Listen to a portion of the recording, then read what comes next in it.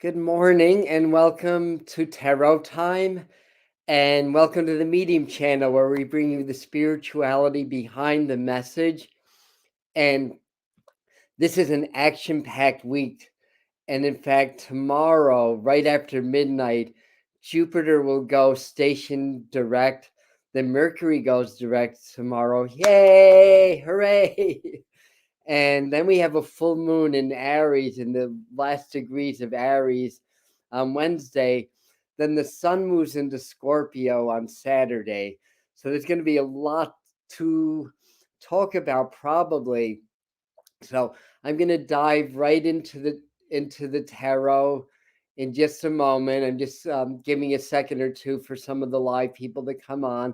If it's not 11 a.m. Sunday here in the East Coast, then you're watching this as a video. So either way, welcome to Tarot Time. Welcome to our community. And I just wanted to mention while it's on my mind that if anybody's looking to do a reading, like either tarot psychic reading or a mediumship reading, I actually left my email because October is virtually filled up. I may have like a couple of spots still open, but so I wanted you guys to get the last crack of getting a reading in before Halloween. So I left that there for you. And tomorrow I'm going to do a live here on YouTube also. I'm going to do a live Ascension update just about the planets going direct, what that means. So I'll go into more detail on that than I will today, and the full moon. And in these Ascension update sessions, I'll give you a heads up on what's going on. I do a little bit of channeling beforehand and get some information that way on what's going on, how that affects us, and what we can do in our practices in order to take advantage of the energy, as well as to not be taken back or harmed in any way by anything that's going on. We're in a great awakening. There's a lot of changes in the world around us, as well. There's a lot of internal changes that are happening because as the energy keeps increasing and shifting, it affects our bodies, our physical body, our emotions, our spirituality. A lot of people are awakening, and there's a lot of changes. The next 6 months, there's going to be a lot of changes in the world. There's going to be a lot of changes in consciousness, a lot of changes in our perspective. And Spirit keeps telling me that even though some of the predictions, even some of my predictions are a little bit, not doom and gloom, but a little bit daunting, we still have a choice. So if we evolve and we awaken and we follow the path and we're able to help others to do that, we could really soften the blow. Like this next 6 months does not have to be a disaster. So I just wanted to mention that. And the last thing I wanted to just say quickly is that for those of you that want to really dive deeper into what we do on the Medium channel, we do have a membership program. It's my family, the Spirit Mind family. So I left the link also in the comments here, and I'll do that as a video. I'll leave it in the comments as well. And this week is Spirit Communication Month. So we're talking a lot about ways of connecting to the other side and connecting to our guides and people that have crossed over. And also this month, on Spirit Mind Family, I released a meditation called Spirit I Am that I developed in 2013 that a lot of people have used it and have had remarkable results with it. It basically trains you on a subconscious level to see yourself as spirit having a human experience rather than subconsciously we're programmed to really not believe that, even if intellectually that we do. So this meditation wires that reality into your subconscious and it changes lives. And up until now, it was only available on my Power Attunements program, which you had to buy the whole program, as well as in my seminars that cost upwards from $300. So it's a $5 a month membership to get in on Spirit Mind Family. So this is the first time this is being offered. So just wanted to mention that. Let's dive in. And good morning. Oh, Jared, good morning. Hi, Susan. Hi, Chris. Hi, Yvonne. Hi, Judy, and everybody else that's coming in, that's in. Let's talk tarot. Did I mention? Yeah, I did mention that tomorrow. It's going to be a busy couple of weeks on the Medium channel because Wednesday we're doing a full moon archangel activation and a light code activation from from the archangel. I think it's going to be Uriel. At least that's what I've been sensing. And then on the 31st, we're doing live mediumship here on the channel. So Saturday, that's the 30th. No, Saturday's the 23rd. 2 weeks is the 30th. So Halloween's still 2 weeks away from today, actually. But on Saturday, we go into the sign Scorpio. So we say goodbye to Libra for a year. Hello, Scorpio. And the card that rules Scorpio is the death card. And sometimes people that don't know tarot and that comes up in the reading, they're like, oh my God. It's like, no, no, no, no, no. This has nothing to do with physical death. The death card is about change and transformation. We're in a big awakening, and we need part of it. I'll put it this way, part of the initiation process as we elevate into different levels of consciousness. And by the way, spiritual growth and evolution's not a steady slow. It's more like a quantum leap. Then we plateau for a while. Then we have our next quantum leap, plateau for a while. Sometimes we dip a little and then come back up. That's how it works in reality. And every time that we have that leap of consciousness, we have an initiation. And what's an initiation? We die and then we become reborn. And that's what the death card is showing us.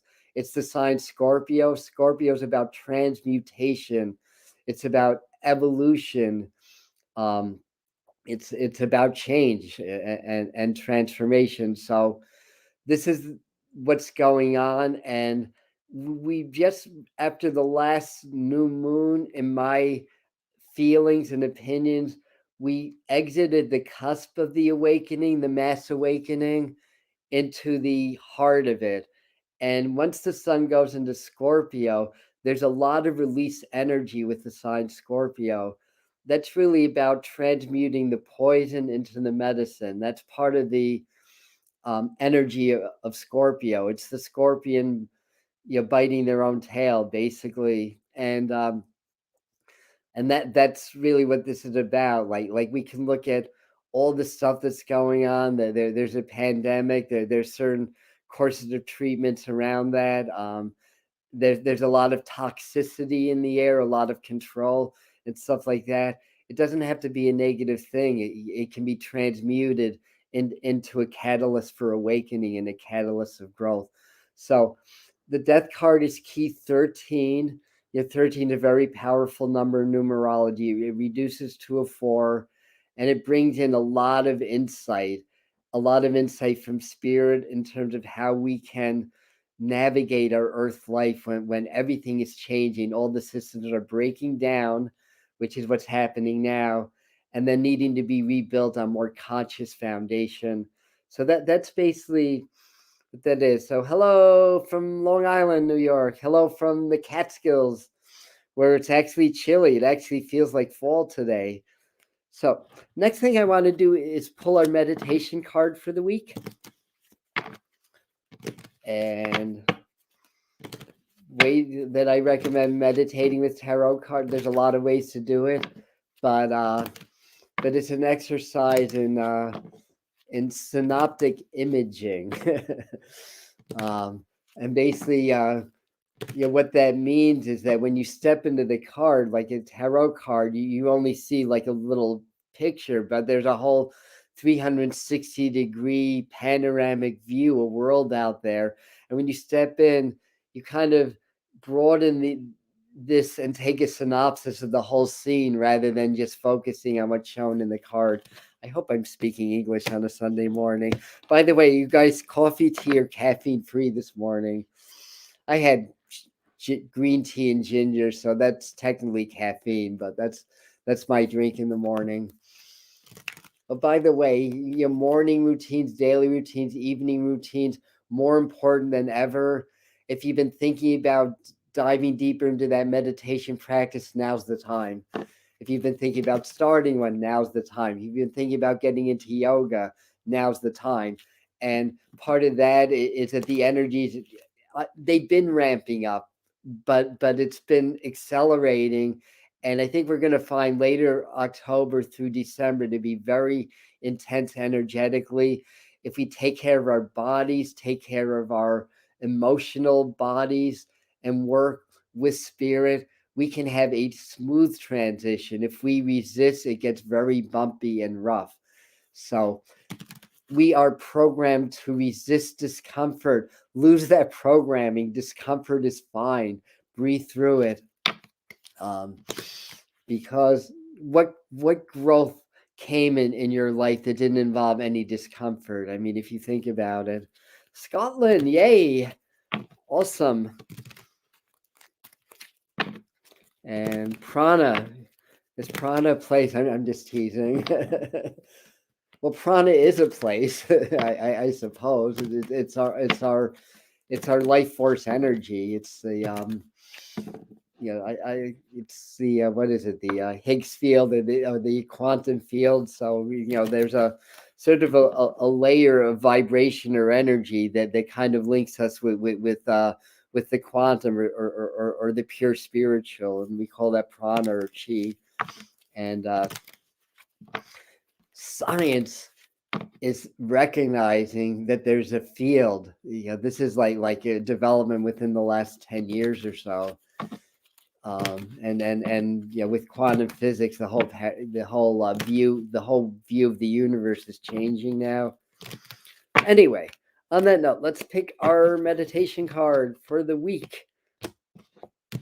I ask Spirit to guide my hand, and I clear my mind. When we're thinking, we're not connecting to spirit. When we're connecting to spirit, we're not thinking. It's Spirit Communication Month, so I will interject these little nuggets for you. Interesting. I was seeing actually one of these types of cards, like I've seen like the 9 and 10 of Swords.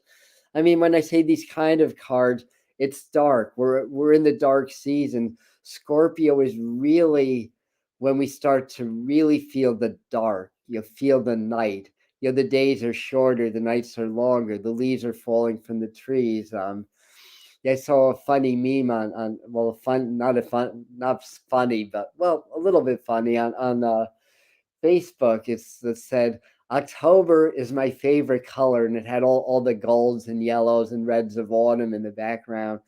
And yeah, I mean, in today's climate, with more rainier and warmer summers, we have a lot of leaf mold, so it's not quite as vivid and bright, the foliage, as I remember, but it's still pretty darn beautiful. So anyway, in this card, and if you have your own deck, you can use that, or if not, you can take a mental snapshot of this. So I mean, the 5 of Pentacles, it shows the figures kind of being left out in the cold. The bandages around the head are symbolic of psychological or emotional wounding and stuff like that. We're only left out, and this is sort of like a church, I guess, right? Or some kind of a source of light.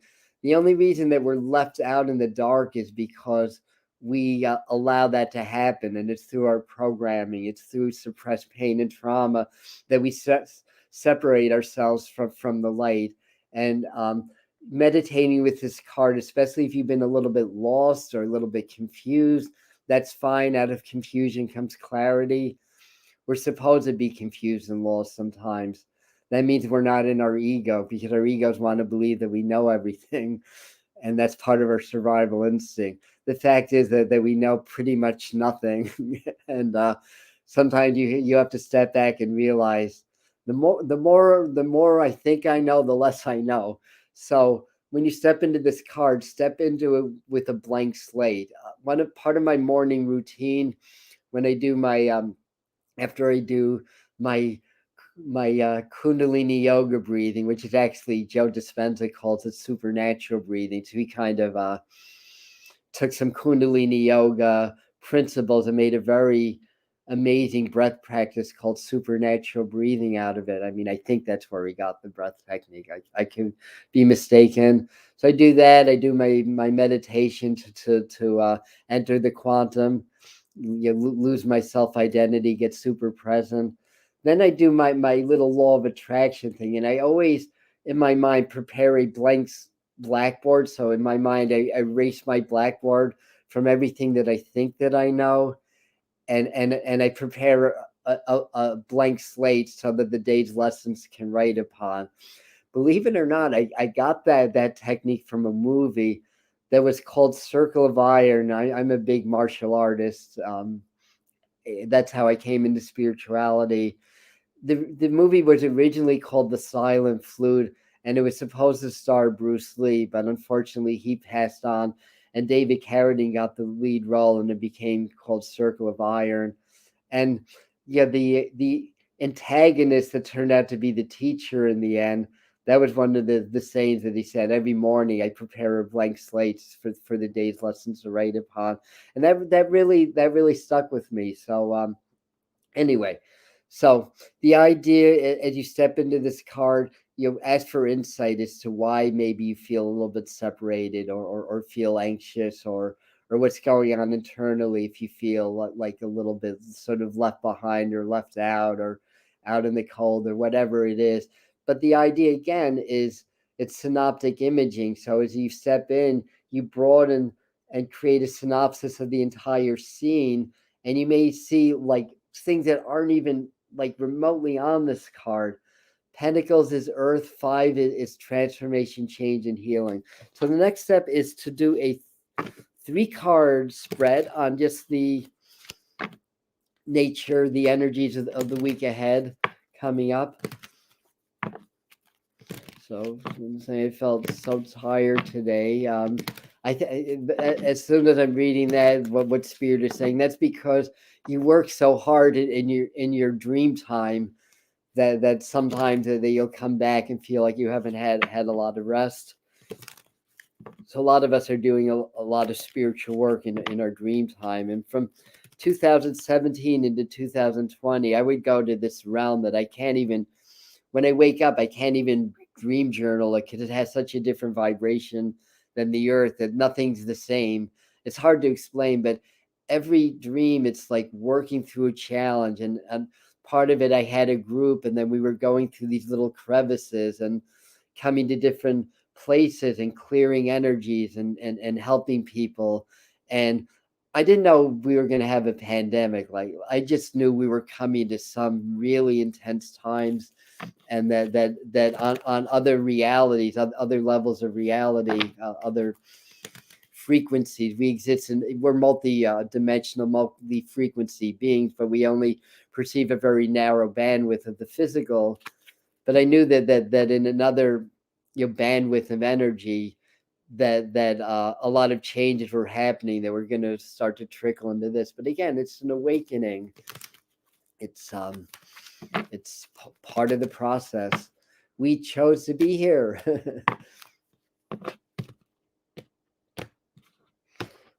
so I'm asking Spirit to guide me to the 3-card spread. It's not a prediction. It's more like a what's up with the energy, what's affecting us based on events in the world. And there may be some heads up, kind of thing.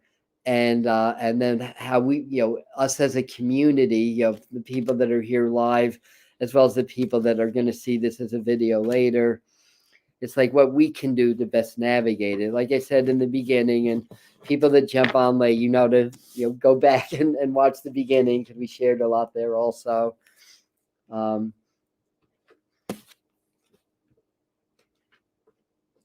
This is very interesting, and I don't honestly. I'm playing these cards like I don't know what these mean yet. I'm gonna have to sort of meditate on it. But this is what we have.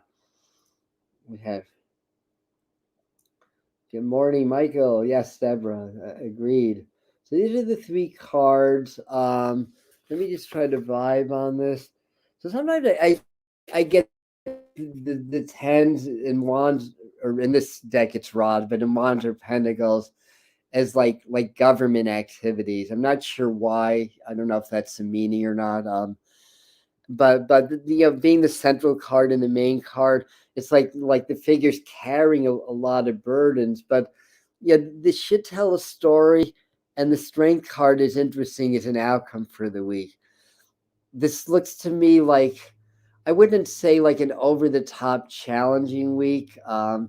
It just feels like energetically we're gonna feel very kind of taxed and burdened.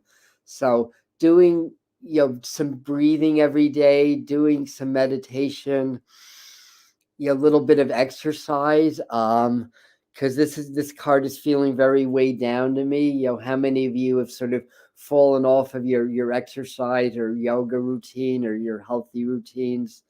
Um, and and um, and the Lover's card is very Gemini. It's very much about the nervous system, about the breath. I mean, as a meaning itself, it's about choices, but the lovers, the twins here, or the couple or whatever, they're flipped on their head right now. They're not standing on their feet. They're flipped on their head right here. And um, one thing about the lovers card, it's not the most grounded energy. It's about choices, but when that comes up, sometimes we have to just sort of get out of like the emotional response and reactionary mode and just ground ourselves. And I think that's really what that's telling us. Because it's very air, it's Gemini, it's very air. This could be about things in the news. It's like, what else is new? The news has been, it's kind of this divine triad of corruption, pharmaceuticals, government, media. So you could draw a little triangle, and then put a little like circle with a line across it or whatever, because these three entities are also teaming up. And um so in any event, point being is that when we're in stress, and those hormones, particularly cortisol or adrenaline are flowing, what that signals the mind or the subconscious of the mind is like, it's time to be in survival. There's a threat going on, and all my energy, all the body's energy needs to go into overcoming this threat. So where does it take the energy from? The immune system, maybe. Um, and what do we get? All this fear-based stuff that puts us in those stress hormones, puts us in those fight or flight emotions. So we need to learn how to breathe and do heart brain coherence, raise the emotional frequency of the heart. If you don't know exactly what that means, check out a live stream with the thumbnail that says, Let's Get Spiritual, from September the 24th. I break down the practice there, or go to Heart Math Institute's website, um, or check out Greg Braden or Joe Dispenza. All four of us, and there's others. There's thousands of others that talk about this, but we all have our own little variations on this practice. But what it is, it's learning how to raise the emotional frequency of the heart to compassion and gratitude. And then the heart and the brain are in constant communication. When you raise the emotional frequency of the heart, you open up the brain and you open up the body to higher energy and higher vibration that can go into your immune system. So empirical data shows people that do this 10 minutes a day have up to 50% more gamma globulin A immunoglobulins in their system than people that don't. Or I should say, let me explain this a little better, that by doing this, it raises those levels in the body. And during a pandemic, that may be a good thing to do. I think taking the recommended course of action, um, and getting inoculated is a choice. But whether you do that or not, I think it makes some sense to do natural things to boost your immune system also. So anyway, don't let what's going on out there, flip you on your head, and let that duality mentality just kind of pull you out of your spirit. Or let the evil twin of Gemini kind of take over and say, I got to do this. It's like, I've got to fight back. It's like, or whatever. Because we get very reactive. It's a very reactive energy too. We get very, very reactive. See something on Facebook that goes against what we feel is the right thing to do. And that's usually, again, our egos, which are survival issues. And then we want to fight back. So I should have said this. I always like to cite my sources, but I can't remember where I saw this. But somebody came up with a 17-second rule, which basically means if you see something that you don't like that goes against your ideologies, your beliefs, or makes you feel threatened or whatever, that could be a Facebook post or somebody criticizing you via email or messenger or whatever. Instead of reacting immediately, wait 17 seconds, because that gives you apparently that gives yourself adequate time to get out of reaction mode, because that's fight or flight. So somebody saying something that you don't agree with is not a threat to your life. I should repeat that. It's not a threat to your life. So if you can just wait a couple seconds, then you can respond from your heart, not from your reactions. So that's one thing. This is talking about maybe taking on a little bit of extra responsibility that we may be called upon, because people that are drawn to my community here on YouTube and communities like this are here because they want to awaken, they want to make a difference, and want to help people and help society through this awakening. We may be called upon to take on a little bit more responsibility with that. But the idea is, don't get overburdened. It's like you're not going to be of any good to the people around you if you're burning yourself to the ground. It's like on the airplanes, they tell you to secure your airbag before your child's if there's an emergency. On the theory that if you're dead, you're not going to really be much service to your child. So, don't run yourself to the ground. Take good care of yourself. And the strength card is about self-mastery, self-control. That's a beautiful outcome and a beautiful card to come up for this week. If we're able to master our reactions, there's a beautiful gift that awaits us. And your strength and your conviction is going to have an effect of making other people feel more comfortable and helping them to feel stronger also. So, there may be early to midweek a lot of releasing, Jupiter, then Mercury goes station, then direct. When planets station, it's a very intense time in that particular planetary energy.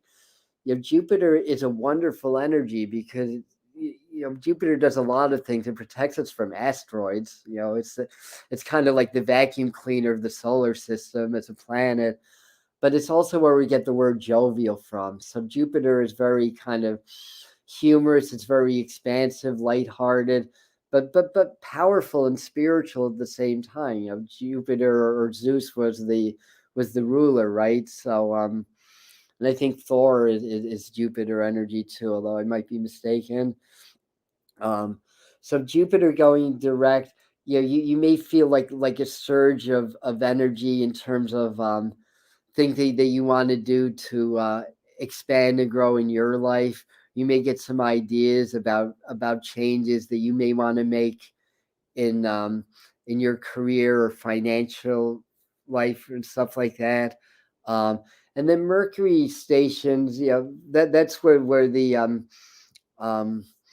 core of the Mercury retrograde is in the 2-station period. So you really want to slow down a little bit. That's what Mercury retrograde's about. Mercury's the planet of movement. When Mercury's not moving, we're supposed to slow down a little bit. It's just going with the astrological tides, the stars, the planets, the movement of the planets. It gives us a snapshot of what's happening in collective consciousness. So if you work with the tides, life tends to go smoother than when you work against the tides, basically. So, this Mercury stations are really, kind of I don't know, 5 or 6 day phenomena.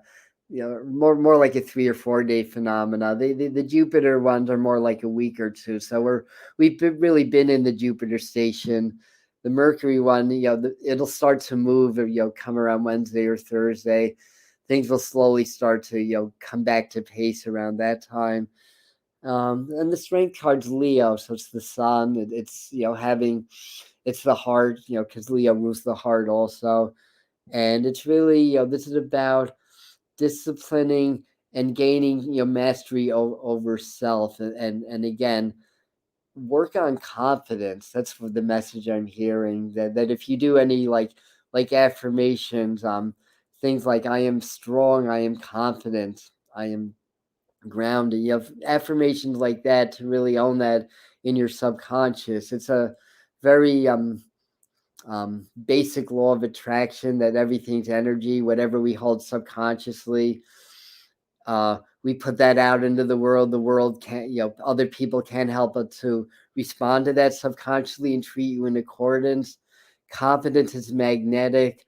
Tentativeness repels. So when people are tentative, it repels like good in your life. But when you're confident, it attracts that in your life. And also, we're quantum, so consciousness affects physical matter. That's been proven through the observer effect and through Dr. Emoto's experiments, to name a couple of things.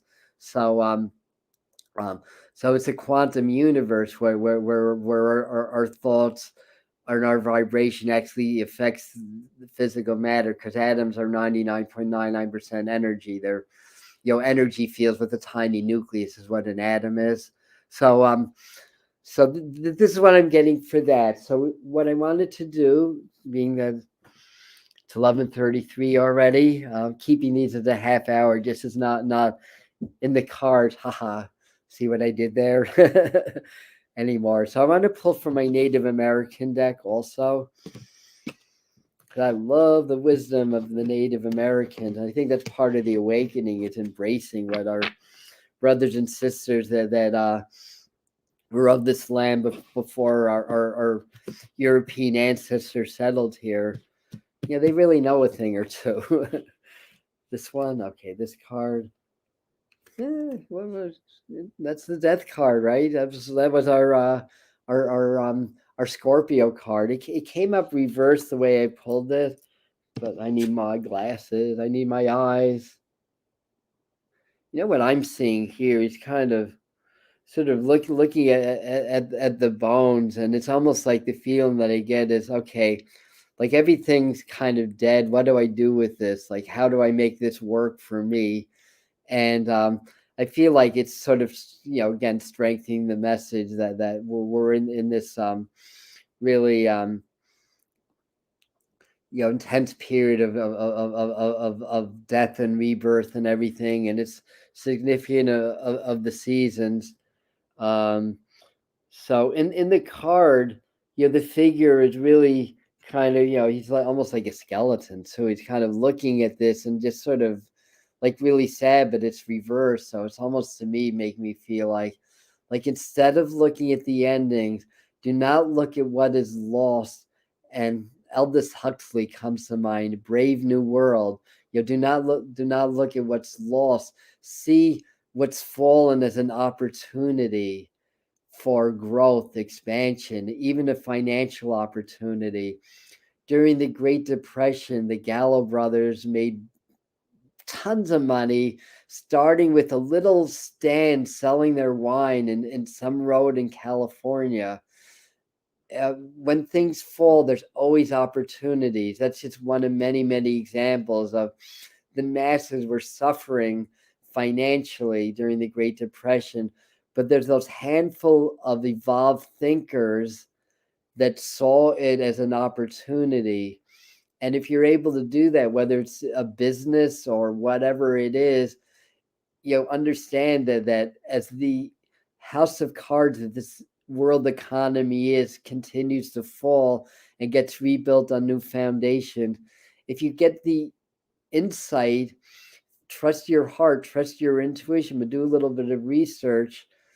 Figure out like what's going to be big in 2 years, and be there and start it now. That way, when the wave hits, you're there. Basically, that can be financial. That can be in a lot of different levels. But understand that right now the leaves have to fall to the ground, and the snow has to fall in order for the leaves to come back in the spring. So anyway, that's the message from that I'm getting anyways.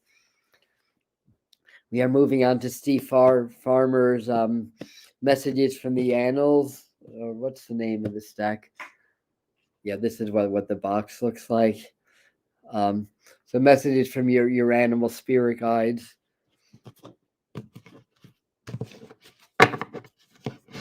Okie dokie. This one. The Walrus. I am the Eggman. Woo! I think I got this a few weeks ago too. This is the second coming of the Walrus.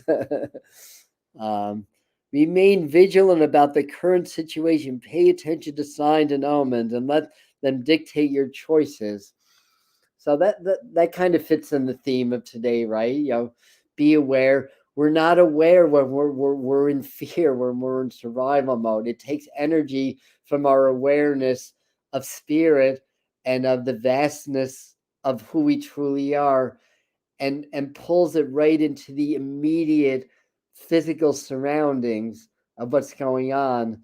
The art of the warrior, I'm a martial artist, is when you're faced with danger, to not go into survival mode, but to rather cultivate the we'll say the adrenaline and cortisol, but to stay present. That's the art of that, because when you're faced with the threat, you tend to pull away from your spirit and just stay right in your body and right in your immediate surroundings. But if you can counter that tendency and stay expansive in spirit, that's how you're going to be able to overcome the challenge. That's the true art of warriorship.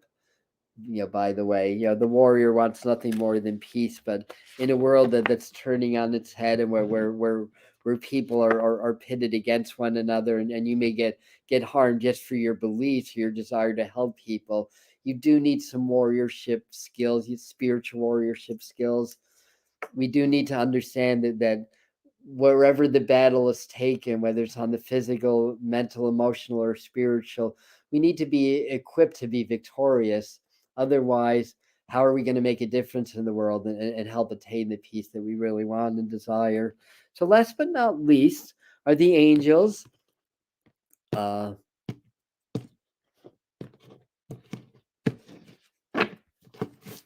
here we go.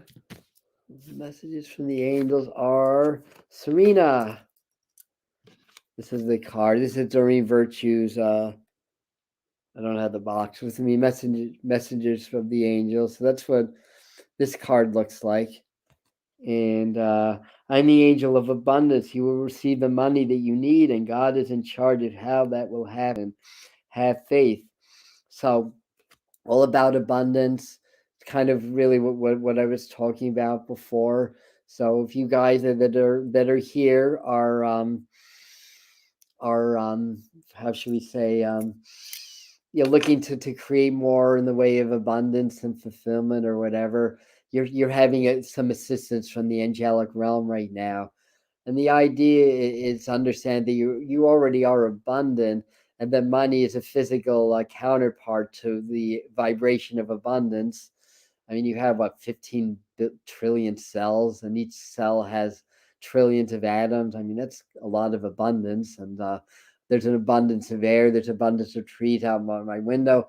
Abundance of clouds today, but there's still an abundance of blue skies, and abundance of mountains, an abundance of water, so forth and so on. So money is also energy, just like the mountains are and the trees are, and everything that exists in this holographic fractal universe exists in abundance. That's what a fractal universe means. It means that everything self-replicates.